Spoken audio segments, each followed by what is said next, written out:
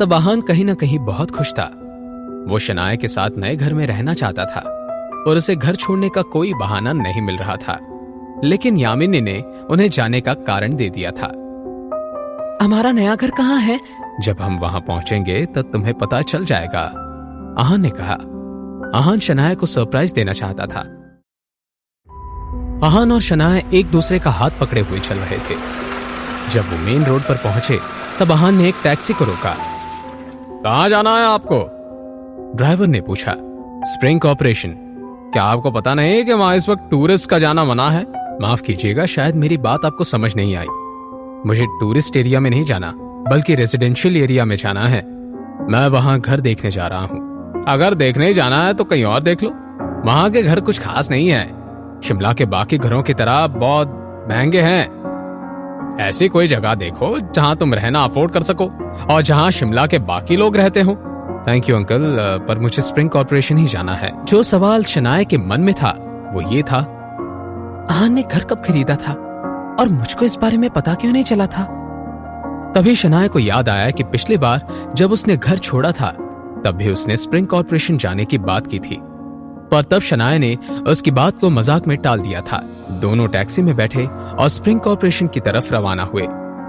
कुछ ही देर में वो स्प्रिंग कॉर्पोरेशन की सेल्स ऑफिस के सामने पहुंचे और ड्राइवर ने टैक्सी रोकी थी।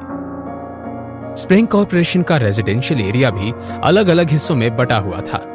सबसे पहले जो एरिया था वो घर थे। इनमें कोई भी अपने लिए एक घर खरीद सकता था और दूसरा एरिया बंगलो एरिया था। इस एरिया में पहुंचने के लिए थोड़ी सी पहाड़ की चढ़ाई करनी पड़ती थी। वहां पर सिर्फ 10 ही बंगले थे। इन बंगलों में शिमला के सबसे अमीर और जाने माने परिवार रहते थे। हम पहुंच गए। क्या आप गाड़ी ऊपर ले सकते हैं? ऊपर तो बड़े बंगले हैं भाई, वहां ऐसे ही कोई नहीं जा सकता। वहां जाने के लिए वहां बंगला होना चाहिए। कहीं तुम्हें ऊपर बंगले तो नहीं देखने? हाँ, वहीं देखने जाना है। तुम मजाक कर रहे हो। ऊपर वाला एरिया सिर्फ उनके लिए है जो वहां रहते हैं।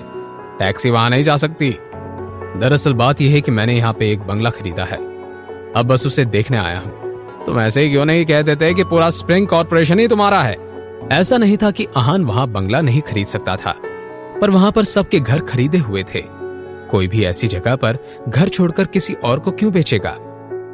देखो लड़के, मेरे साथ मजाक करने की जरूरत नहीं है। उतरो मेरी गाड़ी से। मुझे दूसरे पैसेंजर से भी पैसे कमाने हैं। आहान तो चलकर जा सकता था, पर शनाया नहीं चल सकती थी। उसके लिए यह बहुत थका देने वाला होता। अभी अभी तो वो हॉस्पिटल से डिस्चार्ज हुई थी।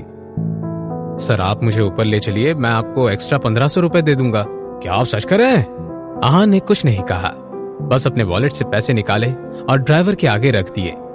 पैसे देखकर ड्राइवर खुश हो गया और फटाफट आहान से पैसे ले लिए।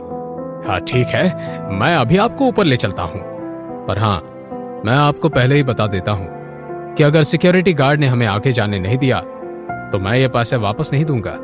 आप चलिए, सिक्योरिटी गार्ड से मैं बात कर लूंगा। कुछ ही मिनट में टैक्सी पहाड़ के बिल्कुल ऊपर पहुंच गई। वहां से ड्राइवर को बहुत सारे सिक्योरिटी गार्ड नजर आए। उसने डरते हुए गाड़ी रोकी और आहान से कहा, अब आप यहाँ उतर सकते हैं, गाड़ी इससे आगे नहीं जाएगी। हम बस पहुंच ही गए हैं, आप चलते रहिए। लड़के, मैंने तुमसे कहा ना कि प्राइवेट एरिया है वो, हमें वहां नहीं जाने दिया जाएगा। वहां बहुत बड़ी बड़ी फैमिलीज रहती हैं। आप ऐसा कीजिए, आप चलते रहिए। अगर सिक्योरिटी गार्ड ने रोका तो मैं आपको 1500 रुपए और दूंगा। ड्राइवर और आगे चलने के लिए मान गया। ठीक है, चलते हैं।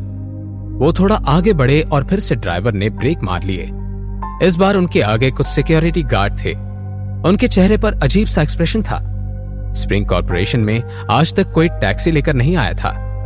उन गार्ड्स ने गाड़ी का शीशा नीचे करने का इशारा किया और जैसे ही ड्राइवर ने शीशा नीचा किया, उन्होंने बोला, तुम्हें यहां टैक्सी लाने के लिए किसने बोला?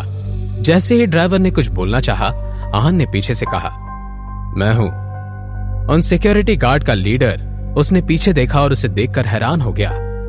ये यंग मास्टर थे। क्या मैं अंदर जा सकता हूं? जी यंग मास्टर, प्लीज अंदर आइए, सिक्योरिटी गार्ड ने कहा। यंग मास्टर, ये सुनकर ड्राइवर के माथे पर पसीना आने लग गया। क्या आपका सच में यहां बंगला है? मैं आपको ये बात बहुत बार बता चुका हूं। अगर आपका सच में यहाँ घर है तो आपने टैक्सी क्यों ली? आप ड्राइवर भी तो रख सकते थे ताकि आप कमा सके। आहान ने हंसते हुए कहा। कुछ मिनट बाद गाड़ी बहुत आलीशान बंगले के आगे आकर रुकी।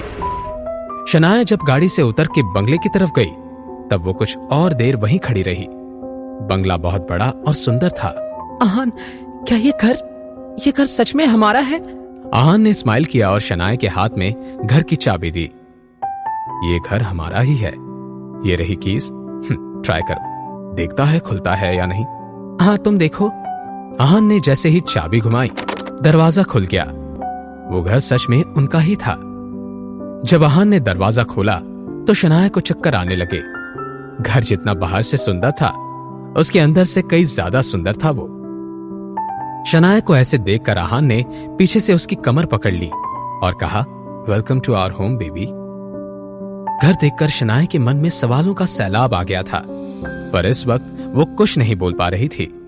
ये नया घर आहान और शनाया की जिंदगी में क्या बदलाव लाने वाला है, जानने के लिए देखिए अगला एपिसोड सिर्फ पॉकेट एफएम के यूट्यूब चैनल पर। और सीक्रेट अमीरजादा के सारे एपिसोड्स को सुनने के लिए डिस्क्रिप्शन में दी हुई लिंक से डाउनलोड कीजिए पॉकेट एफएम ऐप।